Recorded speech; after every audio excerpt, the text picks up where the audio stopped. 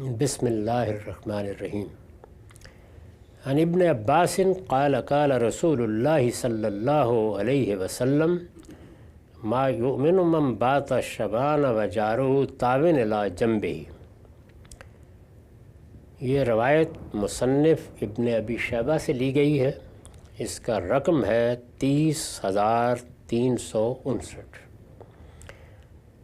ترجمہ ہے ابن عباس رضی اللہ عنہ کا بیان ہے کہ رسول اللہ صلی اللہ علیہ وسلم نے فرمایا، ایمان نہیں لایا وہ شخص جو پیٹ بھر کر سوئے اور اس کا ہمسایہ اس کے پہلو میں بھوکا ہو۔ اس سے پیچھے بھی ہمسائے کے بارے میں بڑی غیر معمولی تنبیہ بیان ہو چکی ہے۔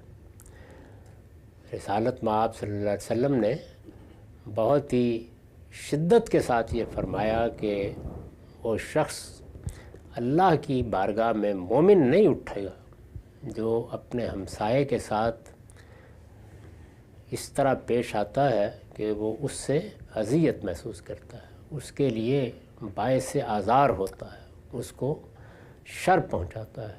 تو اس کے لیے لفظ بوائق استعمال کیا اور پھر خود وضاحت فرمائی کہ ہمسائے کے شر کے معاملے میں متنبہ رہو۔ یہاں پر بھی ہمسائے ہی کے ایک حق کی طرف توجہ دلائی ہے، اور وہ یہ کہ آدمی اگر اپنے گرد و پیش سے اتنا ہی ناواقف ہے کہ دائیں بائیں اس کے اعزاء اقربا ہیں یا کوئی اور اجنبی شخص بھی آباد ہے اور وہ بھوکا سو رہا ہے، یعنی بنیادی ضرورت ہے نا، انسان بہرحال پیٹ بھر کے کھانا تو چاہتا ہے، وہ کھائے۔ میں نے عرض کیا تھا کہ دو چیزوں کا تو زینت سے تعلق نہیں ہے کہ اس سے بے نیازی کر کے بھی کوئی انسان رہ سکتا ہے، ایک روزی ہے اور دوسرے امن ہے۔ جان کی حفاظت کے لیے ہر آدمی متنبہ ہوتا ہے۔ اسی طرح سے یہ جو کچھ اللہ تعالیٰ نے لازمی ضروریات لگا دی ہے، کھانا ہے، پینا ہے، کتنے دن اس کے بغیر گزار سکتا ہے؟ تو باقی چیزوں کے بارے میں تو کوئی ذمہ داری نہیں عائد ہوتی۔ اللہ تعالیٰ نے اگر ہمارے اوپر یہ حقیقت واضح کی ہے کہ اس دنیا میں ہمیں بیدار رہ کے جینا ہے تو عدل بھی کرنا ہے، اور احسان بھی بڑی نعمت ہے اللہ تعالیٰ کی اور ہمارے ہاں بنیادی اخلاقیات میں شامل ہے۔ لیکن عدل کا حق ادا ہو جاتا ہے جب جس وقت جو ذمہ داری آپ پر عائد ہوتی تھی وہ آپ نے پوری کر دی۔ تو ذمہ داری کا پہلو یہ ہے کہ ہمسائے کو بہرحال بھوکا نہیں سونا چاہیے۔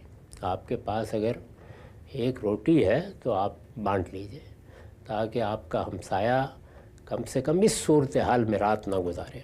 تو آپ نے فرمایا کہ وہ شخص ایمان نہیں لایا، یعنی ایمان کیا ہے؟ اللہ تعالیٰ کے ساتھ یہ تعلق ہے کہ پروردگار میں تیرا بندہ ہوں۔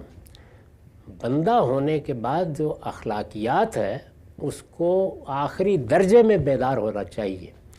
اسی لیے قرآن مجید نے ایمان اور اخلاق دونوں کو بنیاد بنایا ہے۔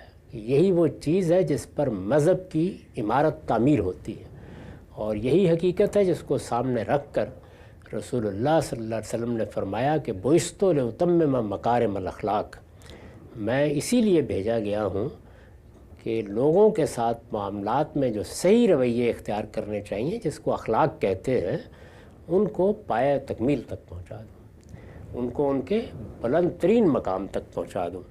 تو یہ اسی ذیل کی ہدایت ہے جس میں یہ کہا گیا ہے کہ اپنے ہمسائے کے بارے میں دائیں بائیں متنبہ رہو، دیکھتے رہو کہ کوئی بھوکا تو نہیں سو رہا۔ اگر ایسا ہے تو پھر تمہیں بھی نہیں سونا چاہیے، اور یہ تمہارے ایمان کا تقاضا ہے، یعنی ایمان دل سے نکل جائے گا اگر تم اس چیز سے بے نیاز ہو کر رات بسر کرتے ہو۔